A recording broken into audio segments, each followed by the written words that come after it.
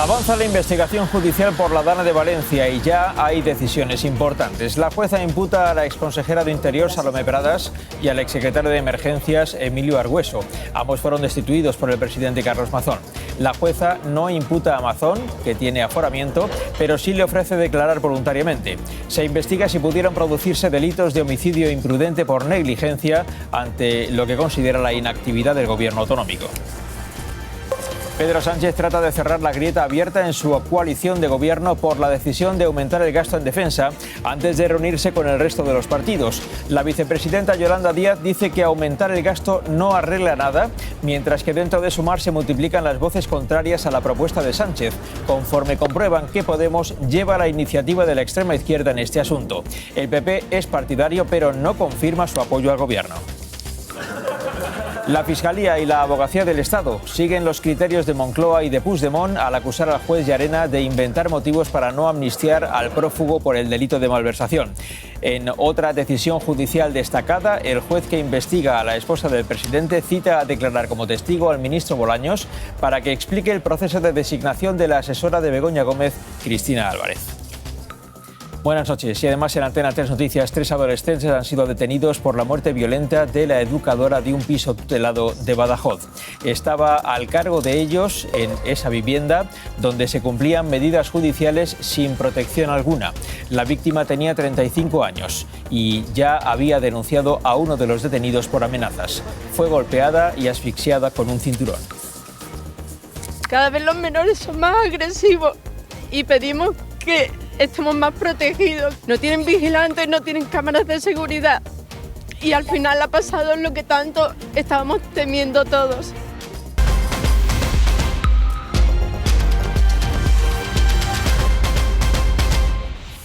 La investigación judicial sobre la gestión política de la Dana aporta hoy novedades muy destacadas. Desde que se produjo la tragedia, la Generalitat Valenciana y el Gobierno central se han culpado mutuamente de los errores que se cometieron. Y hoy ya tenemos una decisión importante porque la jueza Ruiz Tobarra, de Catarroja, ha decidido llamar a declarar como imputada a Salomé Pradas, la exconsejera de Interior y, por tanto, responsable de emergencias del Gobierno autonómico. También imputa al exsecretario de ese departamento. Ambos fueron destituidos por Carlos Mazón después de la Dana.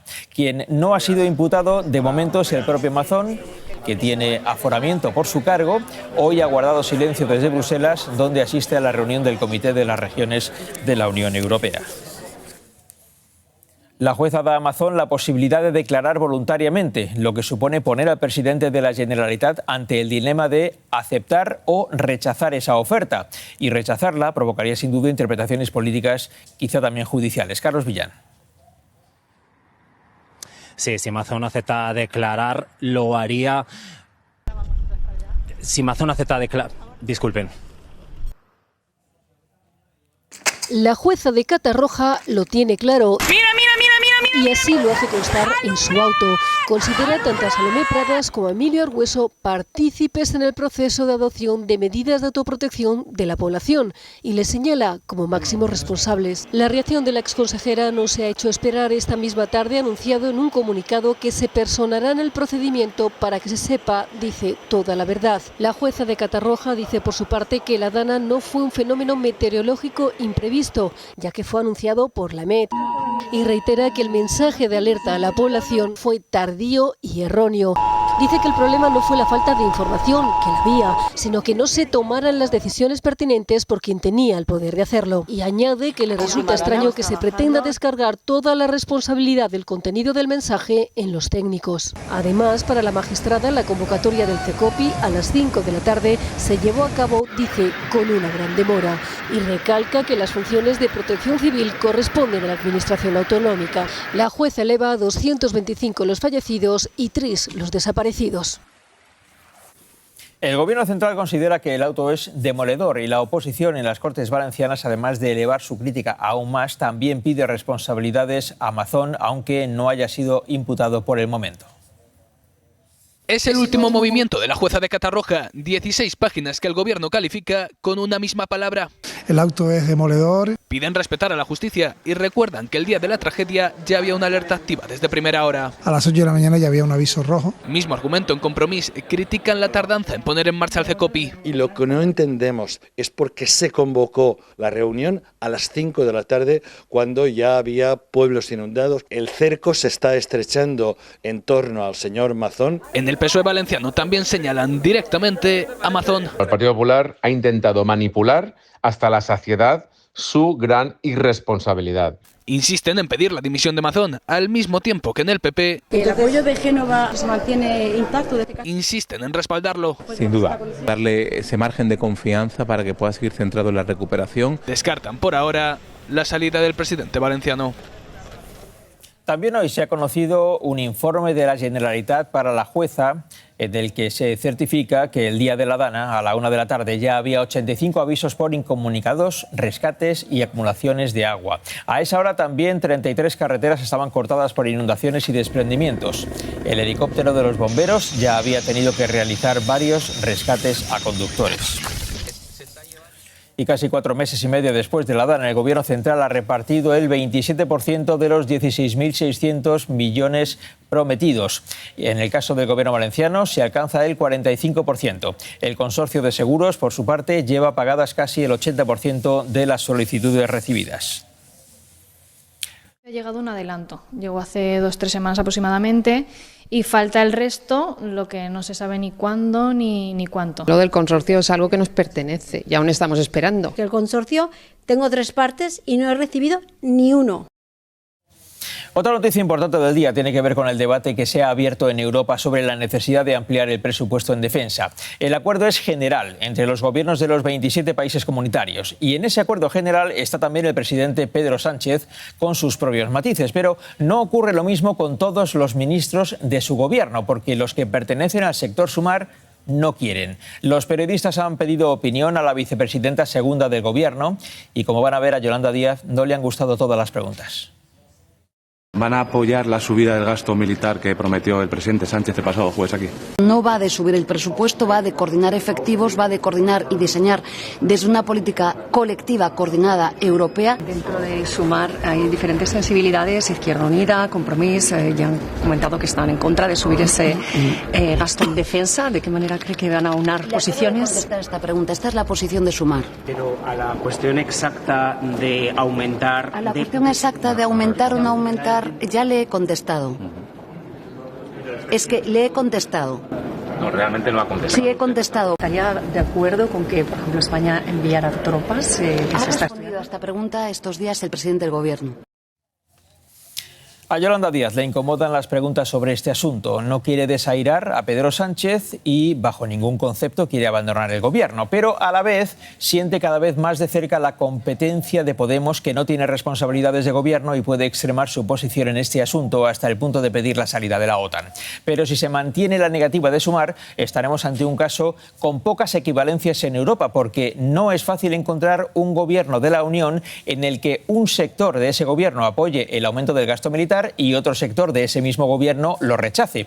Quizá el caso más parecido sea el de Italia, donde la extrema derecha de la primera ministra Giorgia Meloni está a favor y su vicepresidente, el ultraderechista Matteo Salvini, se niega. Salvini es aliado del húngaro Orbán y del español Abascal.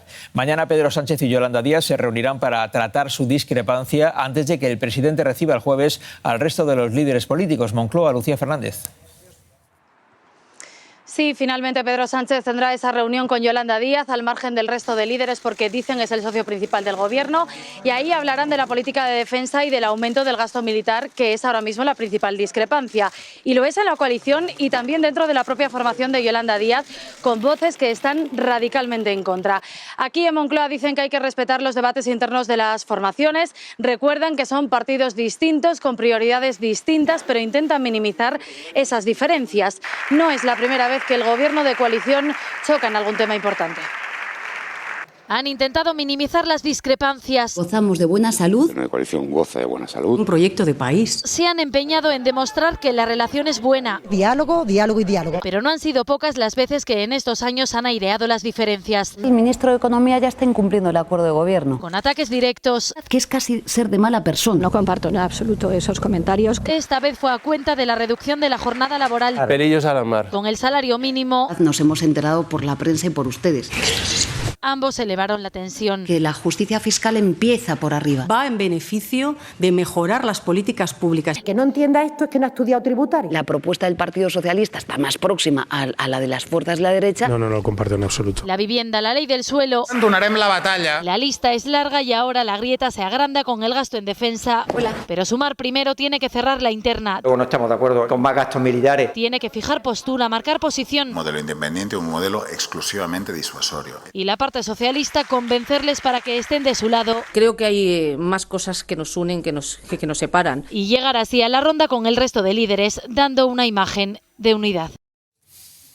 PSOE y Sumar gobiernan juntos y ahora tratan de encontrar una posición común sobre el aumento del gasto militar. Y si la encuentran, después se van a enfrentar a sus socios parlamentarios, que no son entusiastas de esa medida. Congreso, Raúl Marqueta.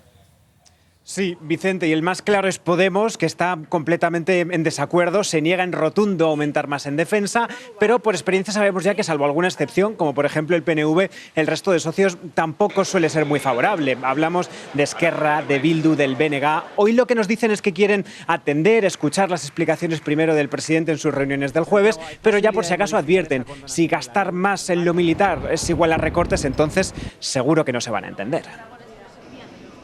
Históricamente, en este asunto cambian las alianzas, los socios dejan de serlo y aquí en cabeza se sitúa Podemos. No gastar ni un céntimo de euro más en defensa y en gasto militar. Quieren ungirse como la alternativa a Sumar y en ese camino ganar el discurso antibelicista. El señor de la guerra, que a día de hoy es Pedro Sánchez. Dentro de los socios habituales, el aumento del gasto en defensa no suele ser bien recibido, aunque hoy casi todos se emplazan a escuchar lo que Sánchez les diga en Moncloa. Escucharemos lo que tenga que decir. Estarem a l'espera del que ens pugui dir el president Sánchez. Vamos con la voluntad de escuchar. Ni Junts, ni Esquerra, ni Bildu fijan posición, aunque sí coinciden en lo importante de este debate y en que esto no puede ir en detrimento de partidas presupuestarias destinadas al gasto social. Este es un debate que tiene como muchas aristas. No debe ser a costa de finalidades sociales. Dels serveis públics ni de l'estat del benestar. Otra cosa es el PNV. Ellos tampoco quieren posicionarse a estas horas, pero sí que han aprobado subidas en otras ocasiones.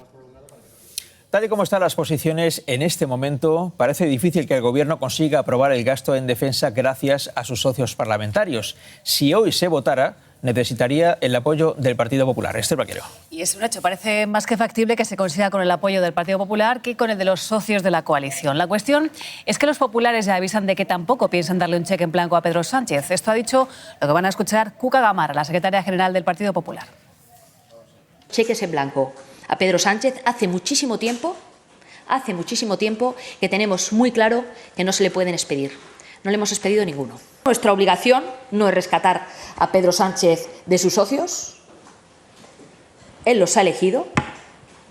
La realidad es que su debilidad parlamentaria le lleva a que en estos momentos ni tan siquiera lo que Europa exige lo pueda defender dentro de su gobierno, ni tan siquiera que sus socios parlamentarios se lo puedan respaldar. Pedro Sánchez ha decidido excluir a Vox de esa ronda de reuniones del próximo jueves. Los de Abascal se han pronunciado por vez primera en contra de la participación de España en una misión militar de la Unión Europea. Pero las tropas españolas tienen que estar donde tienen que estar, en la defensa de la soberanía y además del cumplimiento de su mandato constitucional.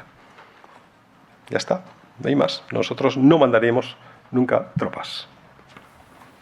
Los ministros de Economía de la Unión Europea se han reunido hoy para buscar fórmulas que ayuden a financiar ese plan de rearme. Entre las opciones están la relajación de las reglas fiscales y también un sistema de préstamos. Países como Francia o Estonia se plantean subir impuestos. Y la propuesta de España son las subvenciones. Nuestro país es el que menos gasta en defensa de todos los países de la OTAN. Hay unanimidad en la urgencia para poner en marcha este plan y en ello están en Bruselas. Guillermo Pascual. Vicente, ahora mismo la defensa y ver cómo se pueden llegar a movilizar esos 800.000 millones de euros es la auténtica prioridad. Y por eso hoy aquí en la reunión España ha defendido que la definición de lo que es a nivel europeo un gasto en defensa pues sea lo más amplia posible para que pueda también cubrir otros ámbitos como son los ciberataques o la seguridad económica. Estamos ante una de las grandes negociaciones de la década y esto no ha hecho más que empezar. Los países europeos han pactado un objetivo común. Debemos aumentar drásticamente nuestro gasto en defensa, resumía el ministro belga. A partir de ahí hay diferentes visiones sobre de dónde sacar el dinero. La buena noticia es que Alemania, normalmente defensora de la austeridad, esta vez ha levantado la mano y pide gastar. Estamos abiertos a estudiar nuevos instrumentos, confirmaba el ministro germano.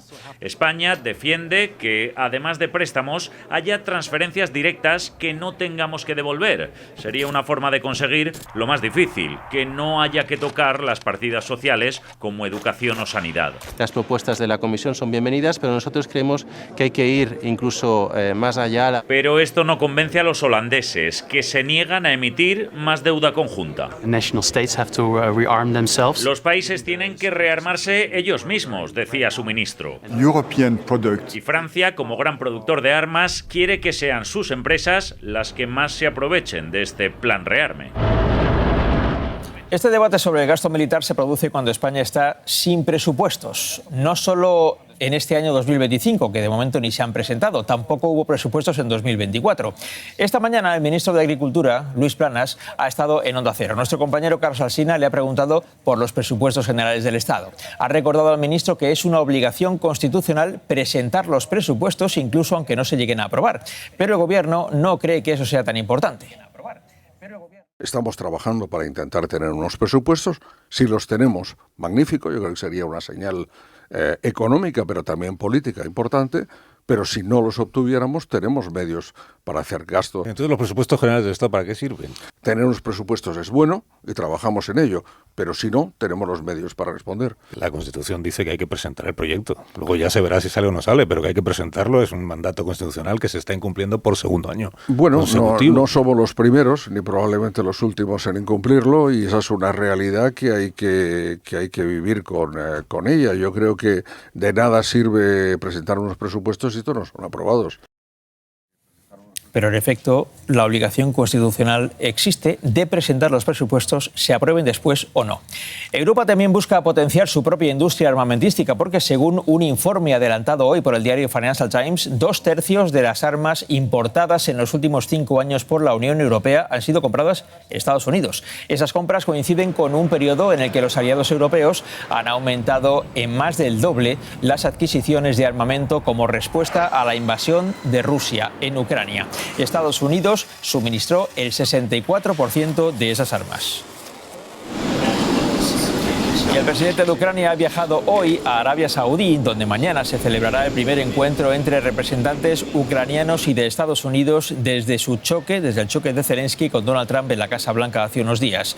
Zelensky no participará en esa reunión, pero tiene previsto reunirse con el príncipe heredero saudí Mohammed bin Salman. Ucrania acude a esa cita bajo la máxima presión posible después de que Estados Unidos suspendiera sus envíos de armamento y ante el acercamiento entre Donald Trump y Vladimir Putin. El presidente estadounidense confía en conseguir avances esta misma semana en Nueva York. Cristina Rodríguez.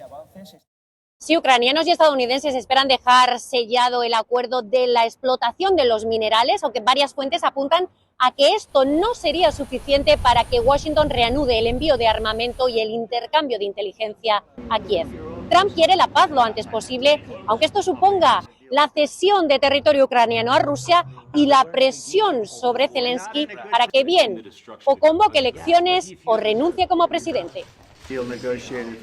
Estados Unidos y Ucrania buscan pasar a la siguiente pantalla del juego y encauzar de nuevo su relación. Hemos estado trabajando intensamente con el equipo del presidente Trump.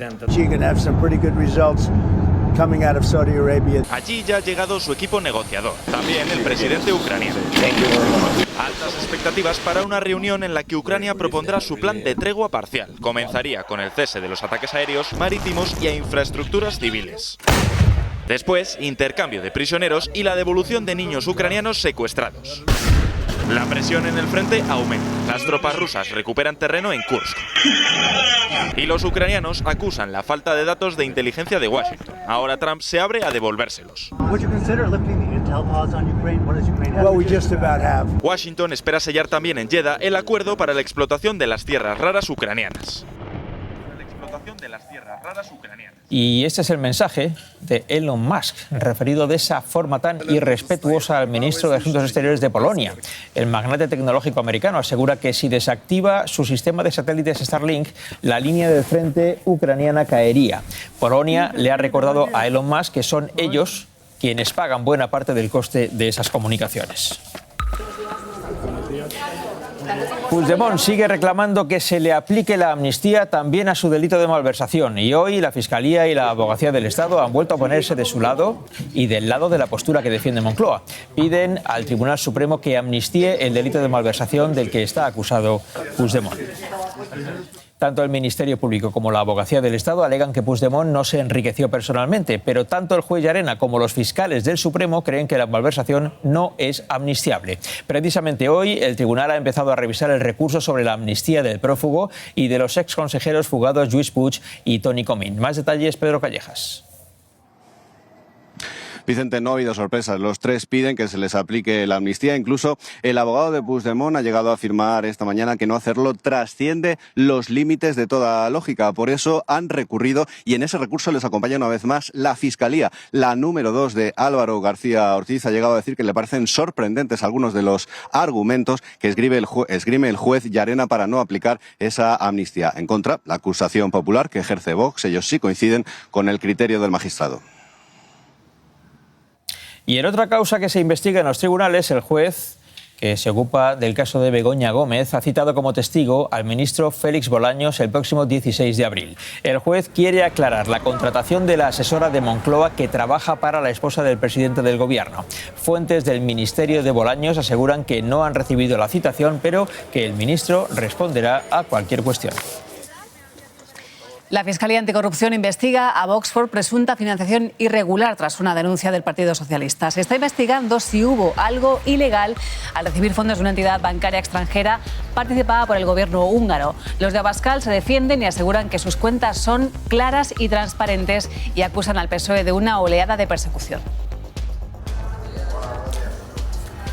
Y una nueva baja en Vox complica la gobernabilidad del Ayuntamiento de Valencia. A la suspensión la semana pasada del segundo teniente de alcalde, Juan Manuel Badenas, se suma hoy la de su pareja y concejal de Vox, Cecilia Herrero. Asegura que deja el partido Vox por sufrir acoso y menosprecio.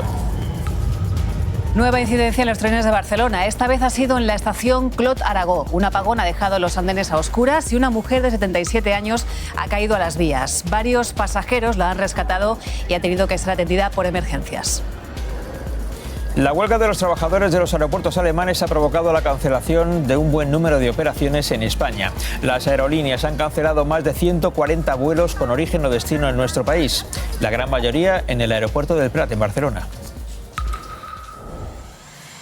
Jornada de pérdidas en las bolsas de medio mundo después de que Donald Trump haya dicho que no descarta que Estados Unidos entre en recesión.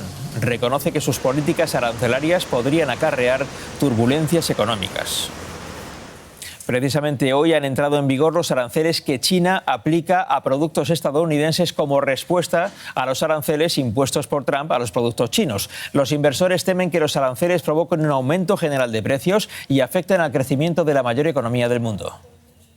Trump ha dudado al responder si sus aranceles provocarán una recesión. Are you expecting a recession this year?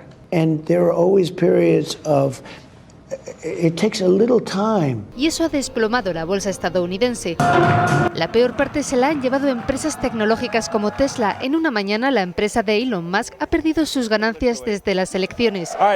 Y todo el mismo día que Pekín contraataca. Desde ahora, los productos agrícolas estadounidenses como el pollo o la fruta serán grabados antes de llegar a las estanterías chinas. Este país, junto con México y Canadá, son los principales socios comerciales de Trump. Por eso sus amenazas arancelarias están uniendo a los mexicanos en las calles en apoyo a su presidenta. Y Mark Carney, el sucesor de Trudeau, la considera la crisis más importante de Canadá. America is not Canada, and Canada never, ever will be part of America in any way. Y avisa a los estadounidenses. They should make no mistake, in trade as in hockey, Canada will win. Promete ganar la guerra arancelaria con Trump. Israel y Hamás se preparan para reanudar las negociaciones sobre la segunda fase de la tregua en Gaza. Varias delegaciones negocian en Doha y en El Cairo después de un mes de estancamiento en las conversaciones y después de que Israel haya cortado la electricidad a Gaza. La segunda fase implica la liberación de los rehenes, varones y el retiro de las fuerzas israelíes de Gaza. Un petrolero estadounidense y un buque de carga portugués han chocado frente a la costa de Inglaterra. 37 personas han sido rescatadas. Hay un desaparecido. Las autoridades vigilan el vertido de combustible al mar. Desde Roma llegan noticias alentadoras sobre la salud del Papa. Los médicos han levantado el pronóstico reservado, aunque el cuadro médico sigue siendo complejo. Francisco está respondiendo al tratamiento. Antonio Pelayo. La supresión del pronóstico reservado significa que los médicos que le asisten consideran que Francisco ya no está en peligro inminente por la infección por la que fue internado. El cuadro clínico sigue siendo complejo y por lo tanto el Papa continuará hospitalizado y sometido a múltiples terapias. La jornada de hoy pues se cierra con una mayor dosis de esperanza. 3 menores han sido detenidos por matar presuntamente a una educadora social en Badajoz. Ha ocurrido en esta vivienda tutelada dedicada al cumplimiento de medidas judiciales. La mujer habría sido estrangulada con un cinturón. Los detenidos son 2 chicos y una chica de entre 14 y 17 años que huyeron con el coche de la víctima, pero se les detuvo poco después. Ella había denunciado a uno de los chicos anteriormente por amenazas. Jonathan Oliva. Y a pesar de todas esas denuncias, Belén jamás contó con ningún tipo de protección. Hoy ha estado aquí en el interior del inmueble donde ocurrieron los hechos la Policía Nacional, recabando por espacio de unos 40 minutos todo tipo de pruebas y además su llegada ha coincidido también en tiempo con la puesta a disposición en la Fiscalía de Menores de los 3 detenidos. Los vecinos nos relatan que no escucharon nada en la noche de los hechos y los compañeros de Belén, en cambio, sí piden que se endurezca la ley del menor. Belén Cortés, de 35 años, estaba sola, de guardia, cuando fue golpeada y asfixiada hasta la muerte. Sabíamos que iba a pasar. Los asesinos son presuntamente 3 de los 4 menores a los que cuidaba. Esta tarde la policía científica recogía pruebas en la vivienda. En un momento dado te dan un golpe mal dado y te quedan en el sitio. Los adolescentes, 2 chicos de 14 años y una chica de 17, huyen en el coche de la víctima, dirección Mérida. Allí tienen un accidente. La chica pudimos detenerla inmediatamente y los 2 chicos han sido detenidos en Mérida esta mañana. Se trata de menores españoles muy conflictivos. La educadora ya había denunciado a uno de ellos. Ha denunciado, es que estaba claro lo que iba a pasar. Además, en el piso no había protección. No tienen vigilantes, no tienen cámaras de seguridad. Sus compañeros hoy se han concentrado, piden endurecer la ley del menor. No puede ser, es muy barato matar. Que están tratando a menores que tienen medidas judiciales porque han cometido un delito, que son delincuentes, como un menor desprotegido. Aunque algunos expertos creen que no es necesario tocar la edad penal, sino endurecer las penas para los que cometan graves delitos. Una fuerte racha de viento ha arrancado parte de la fachada de esta nave industrial en Palma de Mallorca. No hay heridos. La borrasca Hanna mantiene activos los avisos por lluvias en 4 comunidades. La lluvia mantiene cortadas varias carreteras y deja a vecinos desalojados por la amenaza de inundaciones. En Murcia hay una persona desaparecida y en Castilla y León ahora mismo el riesgo por la crecida de los ríos es máximo. Marina García. Sí, sobre todo porque no ha dejado de llover en toda la tarde. Aquí en Ávila el río Adaja parecía que se estaba estabilizando, pero la lluvia no ha cesado y su nivel ha crecido 2 metros. Ahora mismo 17 estaciones de control de la comunidad tienen algún tipo de alerta, como el CEGA a su paso por Valladolid, el Eresma en Segovia y en Soria el Duero. Atención los municipios de estas provincias porque las lluvias continúan hasta mañana. Campos de fútbol inundados y parques intransitables, así se desborda el río Adaja en Ávila. Su actual caudal es de 37 metros cúbicos por segundo. Todos los ríos de la Confederación Hidrográfica del Duero están en estos momentos en tendencia ascendente. Estamos trayendo arena para intentar salvar alguna de las viviendas que podrían verse afectadas. En Guadalajara el río Henares también se ha desbordado hoy. Esta tarde en la provincia de Toledo han sonado los teléfonos. Era un aviso de emergencias. Todo por el peligro de la crecida del río Alberche. Sí, imponente. Hoy ha llovido en Extremadura y también en Andalucía, donde hay embalses como este en Sevilla abriendo sus compuertas al máximo. En Mallorca, esta cámara de seguridad graba el momento en el que el viento arranca parte de la fachada de una nave industrial. Juanma lo vio todo. Hemos empezado a escuchar un ruido muy fuerte y nos hemos tenido que ir corriendo, nos hemos refugiado justo en esa misma esquina que está el colegio y han empezado a pasar todas las chapas. En Marbella las lluvias han provocado el derrumbe de una vivienda, mientras en Murcia se sigue buscando a un hombre desaparecido en el río Segura. La semana ya ven que comienza igual que terminó, con mucha lluvia, y así seguirá durante los próximos días. Lo hará sobre todo en Andalucía. Blanca Vega. Ni un día de tregua, continúa el aviso amarillo por lluvias en Cádiz, Sevilla, Huelva, Málaga y Granada. De hecho, hoy en Jerez han estado muy pendientes de la crecida del río Guadalete para activar el desalojo de los vecinos, aunque finalmente no ha sido necesario porque se ha estabilizado. Ahora bien, la pregunta que nos hacemos todos, ¿hasta cuándo nos va a acompañar este temporal? Pues hasta finales de semana no se prevén que se empiecen a debilitar las lluvias. Y han sido rescatadas 4 personas atrapadas con su coche en la nieve a 10 kilómetros de la estación de montaña de Tribes, en Orense. Los rescatadores tuvieron que caminar 2 horas para llegar hasta ellos. Una máquina pisapistas ayudó en el operativo. Y en los boletines y espacios informativos de Onda Cero.